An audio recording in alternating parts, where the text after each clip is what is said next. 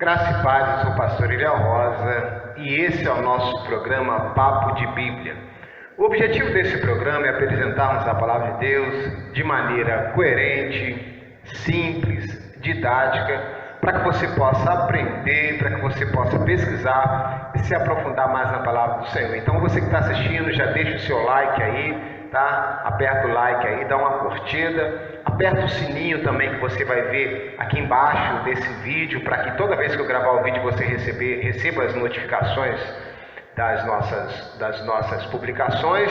Então curte, aperta o sininho aí, compartilha esse vídeo, roda a vinheta e vem com a gente com o nosso assunto de hoje. O assunto de hoje é anjos, e eu aguardo você depois da vinheta para a gente falar um pouco sobre isso. Deus abençoe a sua vida, vem com a gente, pega a Bíblia e vem com a gente pesquisar um pouco sobre a palavra.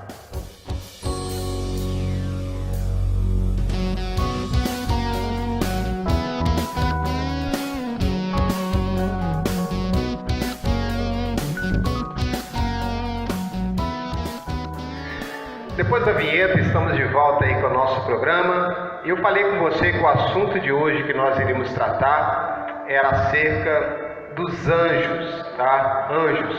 Esses seres tão enigmáticos do ponto de vista humano, esses seres tão debatidos do ponto de vista humano e debatidos em vários aspectos, né? Nós temos uma matéria específica em nosso seminário, Instituto Plenitude de Ensino, Pesquisa e Educação Teológica, IPPED. Nós temos uma matéria específica que trata somente desse assunto, que é a angiologia, ou doutrina dos anjos. E nós conseguimos entender os grandes desafios que se apresentam naquilo que se refere ao estudo dos anjos. A primeira coisa que você precisa entender acerca dos anjos é que a Bíblia, ela possui elementos suficientes para que eu e você possamos debater esse assunto. Veja bem, cerca de 271 citações bíblicas existem acerca dos anjos. Dessas 271 citações bíblicas, algumas estão no Antigo, algumas estão no Novo Testamento. No Antigo Testamento nós temos 108 citações, cerca de 108 citações. Isso pode haver algumas variações de acordo com a linguagem ou com a tradução que a Bíblia possui, mas nós temos cerca de 108 citações no Antigo Testamento e cerca de 163 citações no Novo Testamento. Isso mostra para nós que nós precisamos tratar desse assunto à luz da Bíblia. A nossa fonte primária é a Bíblia, é a Palavra de Deus.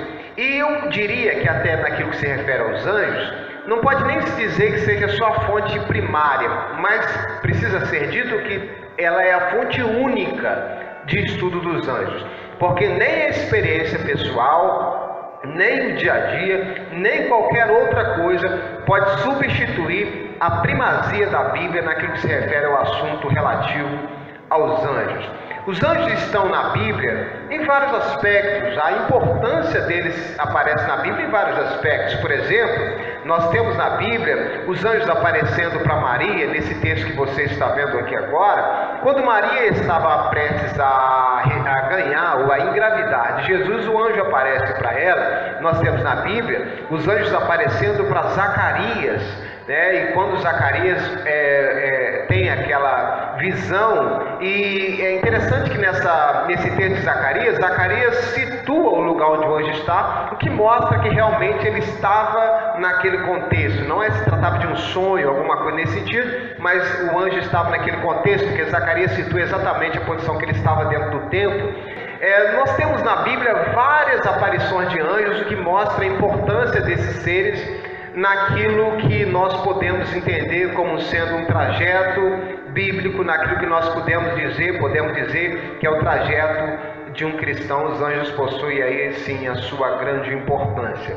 Ocorre que nós às vezes confundimos a importância dos anjos, porque todas as vezes em que os anjos aparecem, e a Bíblia também tem alguns textos que falam sobre isso, eles aparecem como sendo nossos conservos, ou conservos, melhor dizendo, eles aparecem como sendo alguém que serve exclusivamente a Deus. Eles aparecem como alguém que em momento algum buscam substituir refere à pessoa de Deus, à pessoa de Jesus, a pessoa, a obra do Espírito Santo. Eles aparecem como alguém que em momento algum disputam, glória, glorificação, presença, nada disso. Mas todas as vezes em que a figura dos anjos aparece na palavra, eles aparecem como sendo servos do Senhor, a serviço de Deus, a serviço do Senhor, para cumprir um determinado propósito. Sim, às vezes com formas diferentes, às vezes com figuras diferentes, às vezes até fazendo coisas estranhas, mas tudo isso de acordo com o contexto que eles estão aplicados para que cumpram um determinado propósito que Deus designou para eles. Sim, os anjos são muito importantes naquilo que se refere ao tratamento da palavra de Deus.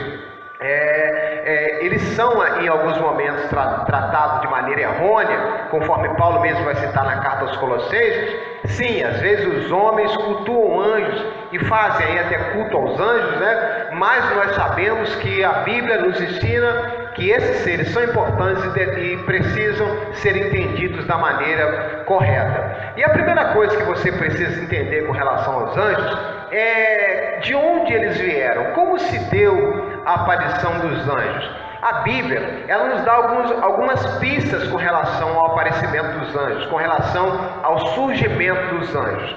Nós temos alguns textos que vão falar de maneira bem clara sobre como que esses seres eles surgiram, como que eles apareceram. Primeiro, o texto de Atos, capítulo 17, versículo 25, em que nesse texto que você está lendo aqui do lado, ele vai falar que Deus é o Deus que cria a tudo, que dá vida a todos. Deus é o Deus que dá vida a todos. Se nós entendemos que os anjos são seres vivos, apesar da sua característica espiritual, nós entendemos que até mesmo os anjos, eles foram, em primeira coisa, nós precisamos compreender que eles foram criados por Deus. A vida deles foi dada por Deus. Foi Deus quem fez com que eles pudessem existir. Foi Deus quem os trouxe à criação. Outro texto interessante que nós vamos ver aí com relação à criação dos anjos, nós vamos ver em Colossenses capítulo 1, versículo 16, ou no contexto desse texto aí também,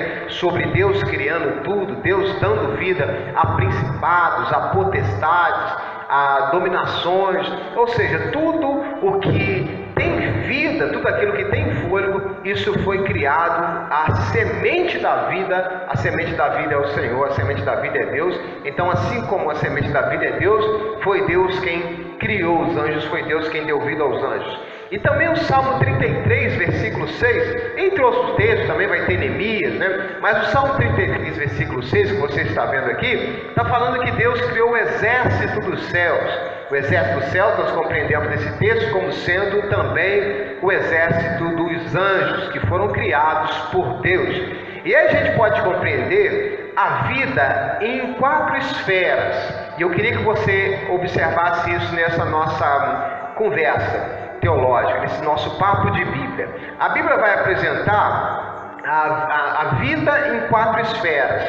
A Bíblia vai apresentar no ponto de vista bíblico, que é a nossa discussão aqui, não é? Então, em 4 esferas, a vida vai ser, em primeiro momento, nós vamos observar a vida vegetal, 4 tipos de vida. A vida vegetal, ou seja, os vegetais, nós sabemos que eles têm vida, mas eles têm uma vida extremamente limitada, eles têm uma vida que não detém racionalidade, eles têm uma vida que não detém, de certa maneira, autonomia. Pode aparecer algum biólogo para tentar debater esse assunto, mas a gente está discutindo aqui do ponto de vista bíblico. Do ponto de vista bíblico, os vegetais não têm certa autonomia, eles precisam ali de alguém para, em certo aspecto, cuidar deles, e o próprio Deus cuida deles, porque a Bíblia nos ensina do cuidado de Deus com relação à natureza, do controle de Deus com relação a toda a natureza. A chuva é um cuidado de Deus sobre os vegetais, porque eles não detêm de autonomia para que possam seguir a sua vida. Então, a primeira vida que existe é a vida vegetal. A segunda forma de vida que existe é a vida animal. A vida animal detém um pouco mais de autonomia, ela pode sair, pode se alimentar, pode buscar o seu próprio alimento, mas também não detém de racionalidade. Repito mais uma vez, estamos falando do ponto de vista bíblico, tá? Que a ciência ela vai ter a sua interpretação com relação a isso. Então, primeira vida, vida vegetal. Segunda vida, vida animal. Terceira vida, vida humana, o homem. O homem detém de autonomia, o homem detém de racionalidade. O homem consegue, por si só sobreviver, mesmo diante das suas limitações, foi um ser que foi criado para ter certa autonomia. Então nós temos vida vegetal, nós temos vida animal e nós temos vida humana. Essas três formas de vida, nós estamos aqui falando de anjos. Essas três formas de vida são formas de vida terrena, são formas de vida que se manifestam na matéria, são formas de vida que nós vimos aqui, enquanto seres humanos, enquanto pessoas habitantes do planeta Terra. Nós assim vimos essas vidas como sendo vidas daqui, vidas terrenas, vegetal, animal e humana. No entanto, a Bíblia apresenta uma quarta esfera de vida que a ciência não consegue apresentar, ou que qualquer estudo para além das Sagradas Escrituras, ou que não tenham tido origem nele, consegue apresentar da forma que a Bíblia apresenta. E que quarta forma de vida é essa? A quarta forma de vida é a forma de vida espiritual. Então, no plano terreno, nós temos vida vegetal, vida animal e vida humana. Mas no plano espiritual, no plano celestial, por assim dizer, nós temos a vida espiritual. No plano do céu, no plano do reino de Deus, nós temos a vida espiritual. Entender isso faz uma diferença muito grande para nós compreendermos muitas coisas que estão na Bíblia.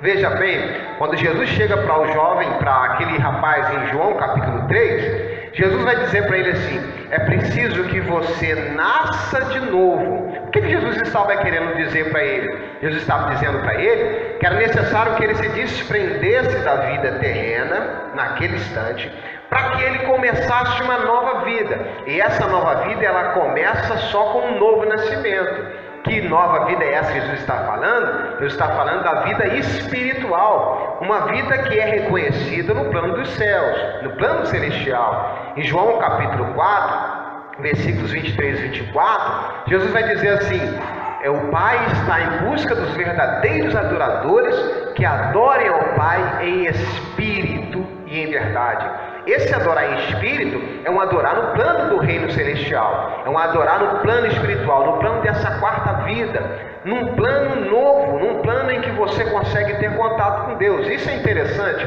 porque quando você vai orar a Deus, você se ajoelha num plano terreno, num plano material. Mas quando você se conecta com Deus, é como se você passasse para o plano espiritual, e a partir do plano espiritual você consegue ter acesso a Deus. A própria palavra diz que Deus é espírito, e é necessário que os que o adorem em espírito e em verdade. Ou seja, a quarta forma de vida, a vida espiritual, ela se manifesta no reino dos céus, ela se manifesta no plano espiritual. A quarta forma de vida é uma vida que, para você alcançar ela, você precisa nascer de novo, você precisa de um novo nascimento. Pois bem, estamos falando de anjos. Os anjos são seres que vivem no plano espiritual. Os anjos são seres que vivem nesse quarto plano. Eles não têm matéria, eles são invisíveis, eles não conseguem ser vistos, a não ser que seja por um determinado propósito dado por Deus. Mas em geral, são seres que não conseguem ser vistos, são seres que não têm alguma forma, muitas das vezes definida, ou eles assumem a forma de acordo com o desígnio de Deus para eles, ou que a proposta de Deus para eles faz com que eles assumam aquela determinada forma. Então veja bem, os anjos no plano espiritual são seres extremamente importantes para que nós possamos, num plano espiritual, sermos cuidados por Deus, sermos servidos por Deus, sermos tratados por Deus, para que Deus possa cumprir os desígnios dele na nossa vida. É por isso que o salmista vai dizer no Salmo 34, versículo 7, que os anjos do Senhor acampam ao redor dos que o temem e os livra. Olha só, quem teme ao Senhor já passou do plano carnal para o plano espiritual. E no plano espiritual, quando você está com Deus, Deus te livra dos laços aqui no plano carnal. Então veja bem, essas duas áreas, material e espiritual, elas se comunicam, mas a porta de entrada para você conseguir falar com Deus é no plano espiritual, o plano onde os anjos estão, porque lá eles foram criados por Deus. Então entenda bem uma coisa: o que significa dizer que os anjos foram criados por Deus? Significa dizer que eles foram feitos de maneira diferente da forma que nós somos feitos. Veja bem, dizer que os anjos foram criados significa dizer que eles surgiram de maneira espontânea, eles surgiram de maneira imediata. Dizer que os anjos foram criados, como diz lá o Salmo 33, versículo 6, ele criou o exército dos céus, é o mesmo que dizer que Deus em algum momento chegou e disse, uma forma para você entender, apesar de a Bíblia não estar dizendo dessa forma, mas para usar um correspondente para você entender o que é criação. Deus, como se tivesse chegado e dito, hajam anjos, e aí os anjos passaram a existir. Deus ele criou a partir de um movimento, a partir de uma forma imediata, talvez o poder de uma palavra, talvez um sinal, uma ordenança. A Bíblia não diz muito bem qual é a forma exata da criação dos anjos, só diz que eles foram criados por Deus. Criação é isso, criação acontece de maneira imediata, criação acontece de maneira espontânea, criação acontece desprezando o fator tempo. Então acontece a criação de maneira imediata, diferente de nós humanos. Enquanto na vida espiritual os anjos foram criados, no plano humano nós não fomos criados, nós fomos gerados. Gênesis capítulo 2, o texto sagrado vai dizer assim: Deus formou o homem do pó da terra. Esse formou dá a ideia de processo. A própria Bíblia mostra o processo que foi a geração do homem. A palavra certa é essa, geração. Os anjos foram criados, mas nós fomos gerados. A geração do homem pressupõe um processo. A geração do homem pressupõe um efeito gradual, gradativo. Por quê? Entenda comigo. Para Deus criar o homem, Deus tem que pegar a terra, molhar, fazer barro, pegar o barro, fazer uma forma e depois soprar. Então entenda, enquanto os anjos na sua criação desprezam para a sua criação, é desprezível para a sua criação o fator tempo, porque são criados de maneira espontânea, instantânea, o ser humano não. O ser humano foi gerado por Deus. Geração pressupõe algo gradual, gradativo, processo. Deus ele faz uma coisa, depois ele faz outra, depois ele faz outra e no final ele completa a obra dele. É por isso que Paulo vai dizer: aquele que começou a boa obra em mim, ele é fiel para cumprir essa obra, é fiel para continuar, é fiel para fazer com que ela chegue no final e chegue no objetivo da obra que se iniciou. Isso é geração. Queridos, nós fomos gerados por Deus. Enquanto o anjo foi criado, você que está me ouvindo agora, você foi gerado por Deus. Deus usou as suas mãos para fazer você. Deus usou as suas mãos para fazer você ter vida, para fazer você vir à existência.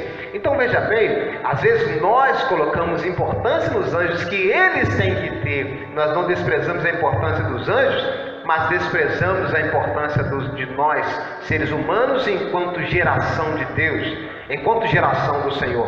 Evidentemente que Paulo vai dizer no livro de Romanos, na carta aos Romanos, Paulo vai dizer que nós temos uma natureza pecaminosa que nos leva a errar o tempo todo. Então veja o que Satanás faz.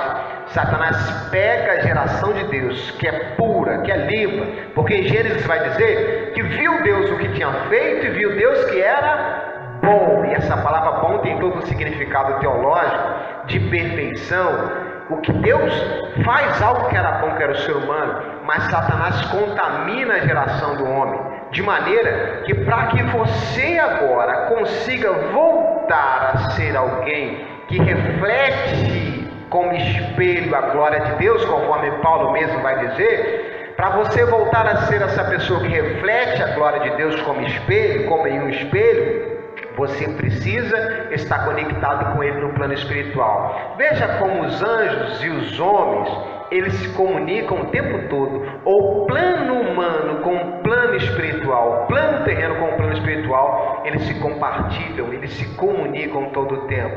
Então guarde isso. Os anjos foram criados, mas você foi gerado por Deus a partir da própria mãos de Deus. Para você entender a importância que você tem quando você está conectado com Deus.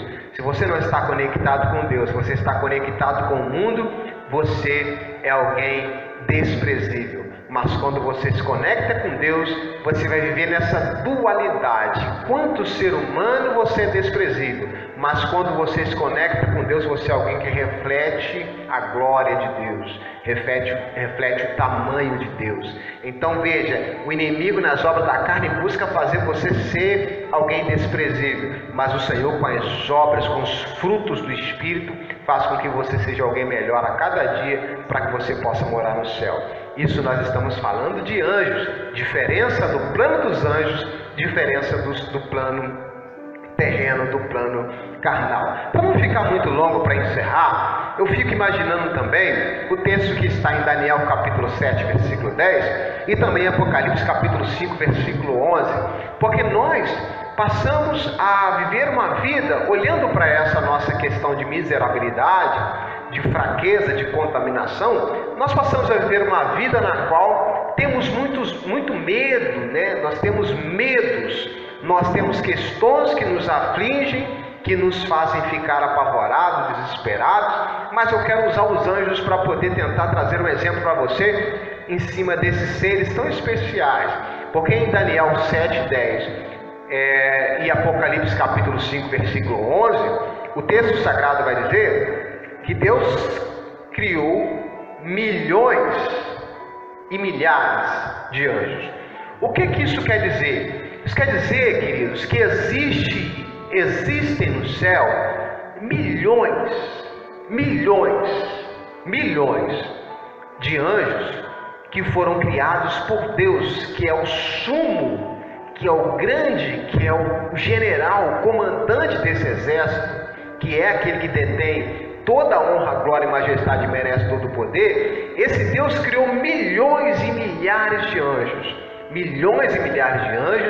para estarem à sua disposição, para estar cumprindo os desígnios dele, para estar servindo a ele, para estar levando a mensagem que ele quer que chegue até nós, conforme fez o anjo que aparece para Maria, o ângel, o mensageiro. Por isso, queridos, eu queria dizer para você que você não deve temer, porque Deus, de cima de toda a sua honra, glória, majestade e poder, ainda designou um exército poderoso dos céus, para que esse exército poderoso dos céus possa agir na sua direção, agir em seu favor, trabalhar ao seu respeito, amando do Todo-Poderoso de Israel, que merece toda a honra, toda a glória e todo o louvor. Então veja bem, a Bíblia, ela traz alguma ideia, e isso já é de alguma maneira sedimentado,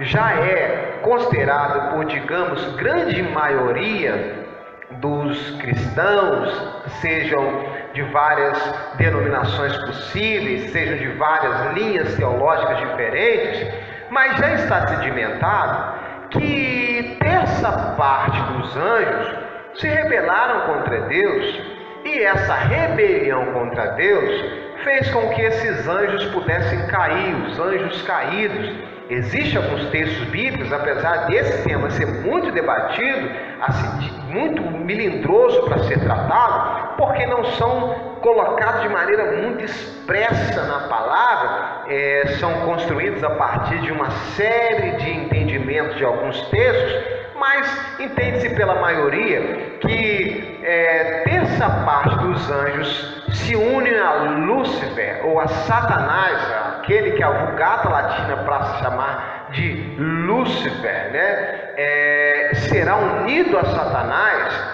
esse anjo de luz, esse que se rebela contra Deus. Terça parte dos anjos será seduzida por ele e será expulsa dos céus com ele. E eu faço uma conta com você boa aqui de matemática.